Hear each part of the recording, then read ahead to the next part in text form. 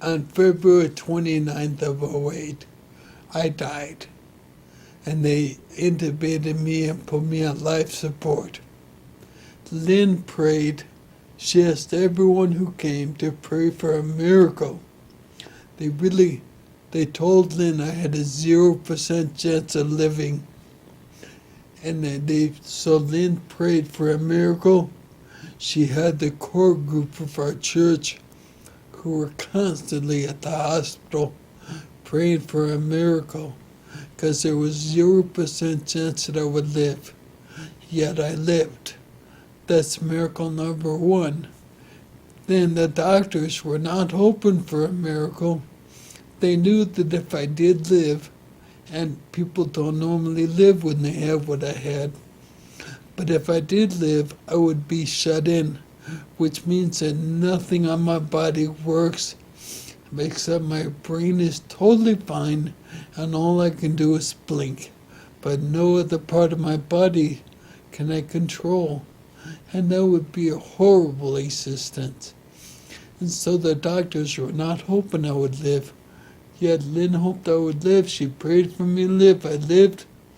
And the doctor came in one day and I was moving. And I started to move fingers. I started to move toes. I began to shrug my shoulders. And within a day or so, I started giving the thumbs up sign. And the doctors were just floored.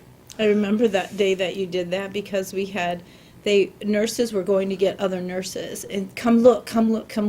And 7 nurses stood in there. And it was like getting a dog to do tricks or something. I was like, do the thumbs up. And he would do the thumbs up. And we were all clapping and just crying and just couldn't believe because it was a miracle. The doctors couldn't believe it. My neurosurgeon told me point blank, he called me a miracle boy. He said that he intended on it going to my funeral. Instead, he had to sign my release for therapy. And people don't live. And if they do live, they're a vegetable for the rest of their life. Yeah, they had told me that the doctor told me he'd never had a patient survive that kind of injury, and I was like, never. Okay, Yeah. That's not real good. So, can you tell?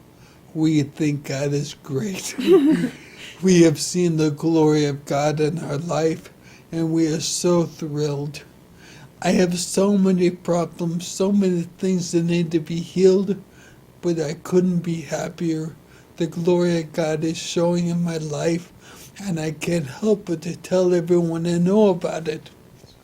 If someone asked me how I see the glory of God, I would say I see it every day.